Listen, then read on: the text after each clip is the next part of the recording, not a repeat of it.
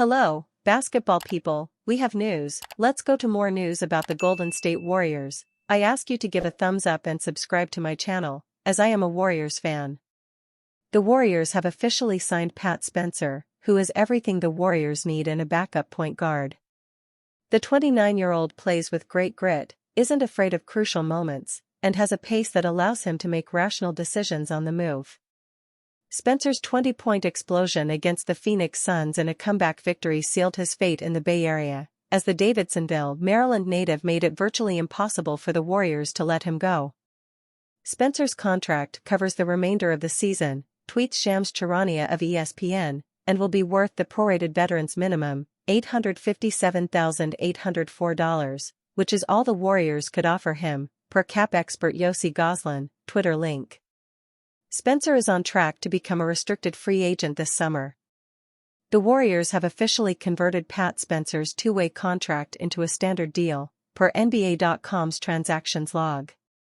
The 6'2" point guard is now eligible to play the rest of regular season. Spencer is playoff eligible as well, which wasn't the case on his two-way deal. Golden State had two openings on its standard roster after Thursday's trade deadline. The team now has one open standard spot. The Warriors are reportedly eyeing Lonzo Ball, and one two-way vacancy after converting Spencer's contract.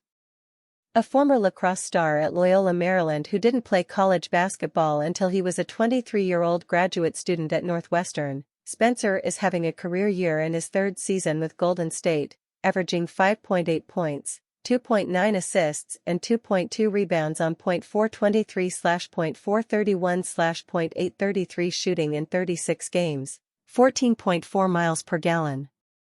Jake Fisher of the Stein Line reported earlier on Saturday that Golden State was working to promote Spencer, who scored a career-high 20 points and knocked down a career-best 6 three-pointers in Thursday's win at Phoenix, story via Caleb Champion of the team's website. Thursday marked Spencer's 50th active game of the season, which is the limit for two-way players. Spencer, 29, has played a modest role when Stephen Curry has been healthy in 2025-26, but has seen a major uptick in playing time when the superstar guard has been sidelined, averaging 11.0 ppg, 5.3 apg, 3.9 rpg, and 1.0 spg in 13 games, 25.3 miles per gallon.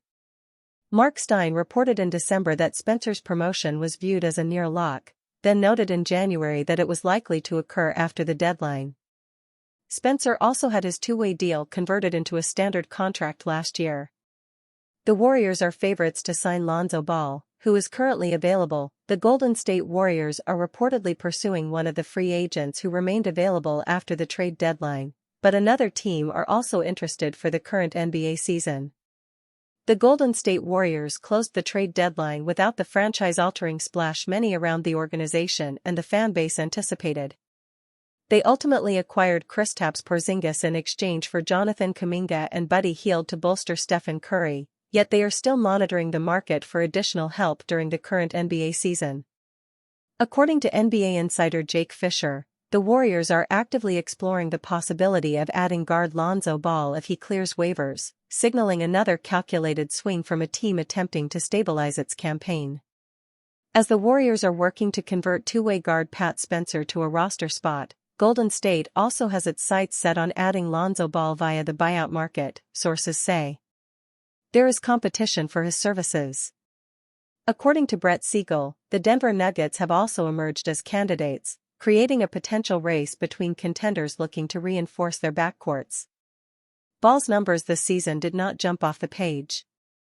In 20.8 minutes per game with the Cleveland Cavaliers, he averaged 4.6 points, 4.0 rebounds, and 3.9 assists while shooting 30.1% from the field and 27.2% from three-point range. Those struggles were real and reflected a player still trying to regain rhythm after years of injuries, yet Golden State's interest appeared to be more about fit, defense, and ball movement.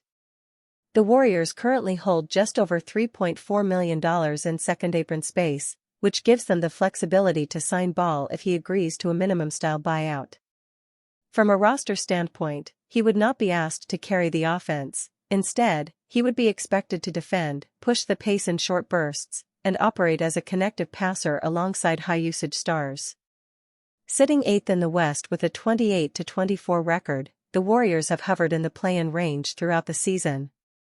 They rank 15th in offensive rating and 7th in defensive rating, an imbalance that helps explain their approach. Ball would not fully solve the offensive inconsistency, but he could preserve structure and lighten the burden on the primary ball handlers when Stephen Curry is off the floor. Kristaps Porzingis is injured. Golden State Warriors fans are eagerly anticipating the debut of recently acquired big man Kristaps Porzingis, but they'll disappointingly have to wait until later in the month after the 30-year-old was ruled out through the All-Star break. There was a belief that Porzingis could quickly make his Warrior debut in the wake of Wednesday night's blockbuster trade with the Atlanta Hawks, but Steve Kerr has now revealed that the veteran center will sit out the next 2 games, having already been ruled out from Saturday night's meeting with the Lakers in Los Angeles. Kristaps Porzingis won't debut until after the All-Star break. Porzingis hasn't played until January 7 due to Achilles tendonitis, but he was actually cleared from that injury and was scheduled to play on Tuesday for the Hawks against the Miami Heat, before being laid out due to illness. Golden State will clearly take a conservative approach with Porzingis given his extensive injury and health history, with Kerr stating before Saturday's game that the franchise will have the Latvian ramp up back home in anticipation of a return following the break. Steve Kerr said the Warriors' plan is to hold Kristaps Porzingis out the next 3 games, keep him working in San Francisco during the All-Star break and debut him out of the break. Porzingis has played more than 57 games just once in the past 10 seasons, including making only 17 appearances with the Hawks this season after only 42 as a member of the Boston Celtics during the 2024-25 campaign. A member of the Celtics' 2024 championship team, Porzingis' debut with Golden State is now likely to come against his former team when Boston visit the Bay in the first game after the All-Star break on February 19. That could now be a bigger game than what it was already set to be, with Porzingis' championship teammate Al Horford set to face his former team for the first time after joining the Warriors in free agency. In more disappointing news for Warrior fans, Kerr also revealed that superstar guard Stephen Curry may also be kept out until after the All-Star break. The 2x MVP will miss his 3rd straight game when they face the Lakers, having left during the 3rd quarter of last Friday's loss to the Detroit Pistons and having since been diagnosed with runner's knee. The Warriors are just trying to keep their head above water before the break as several key players face injury concerns. Between Jimmy Butler's devastating season-ending knee injury, this update on Curry and Porzingis, and Seth Curry's ongoing sciatic injury, Golden State will be hoping for another upset win or 2 following an impressive comeback win over the Phoenix Suns on Thursday night. Steve Kerr comments on the injury that has sidelined Steph Curry. The Golden State Warriors are preparing for the possibility of finishing the pre-All-Star break schedule without Stephen Curry, a development that has already reshaped their short-term outlook. Golden State has dropped 3 of its last 4 games since Curry sustained a knee injury, and coach Steve Kerr acknowledged there is a good chance the 2-time MVP will not return until after the break. "I think he's doubtful," Kerr said, via NBC Sports Bay Area, before the Warriors' 105-99 loss to the Los Angeles Lakers on Saturday. "Obviously won't play tonight. I would say doubtful for the next one, but we'll see. There's a good chance that he doesn't play until after the break. We're going to take it day by day." The Warriors are scheduled to host the Memphis Grizzlies on Monday and the San Antonio Spurs on Wednesday before the league pauses for the All-Star festivities. Curry's injury comes at critical point for Warriors. The timing of Curry's absence has complicated matters for a Warriors team still fighting for position in a crowded Western Conference.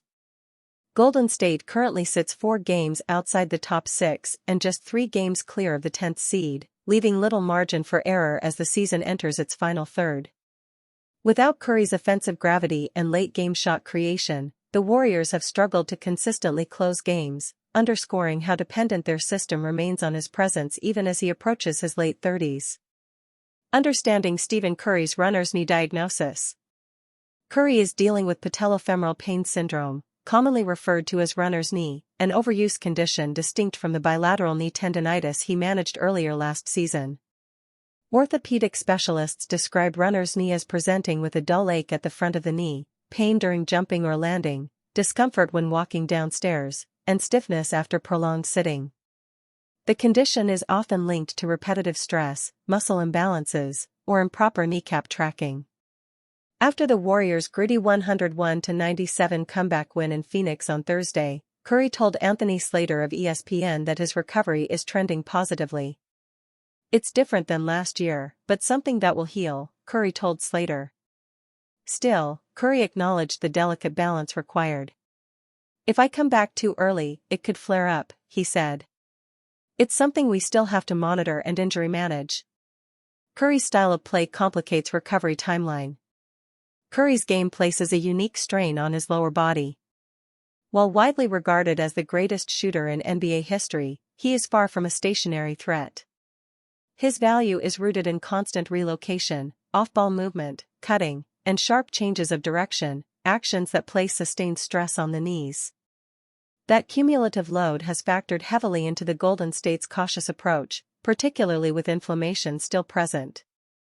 The injury worsened midway through the third quarter of last week's 131-124 loss to the Detroit Pistons. Curry grimaced after driving to the basket, favored his right leg, and exited shortly thereafter. He was later seen icing his knee and limping as he left the arena. Discomfort had been building for weeks. The setback did not come out of nowhere. Curry first appeared on the injury report 6 days earlier after experiencing swelling and soreness following an individual workout in Minneapolis. At the time, the Warriors listed the issue as patellofemoral inflammation. He was questionable against the Minnesota Timberwolves, played through the injury in a win, then sat out the January 26 rematch. Curry returned January 28 in Utah and again January 30 against Detroit before aggravating the condition. Warriors taking conservative approach with Curry nearing 38. Treatment for runner's knee is typically conservative, emphasizing rest, load management, targeted strengthening, and supportive measures such as taping or bracing. Specialists warn that playing through persistent inflammation can increase the risk of chronic pain, cartilage damage, or long-term joint degeneration. "It's a matter of learning as I go what works rehab-wise," Curry said. "Because it's still painful. You have to try to get rid of all the inflammation and pain."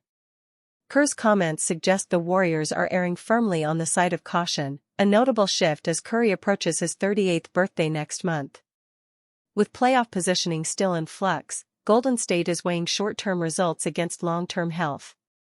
And as the All-Star break approaches, the organization appears willing to absorb immediate losses to ensure its franchise cornerstone returns at full strength for the stretch run.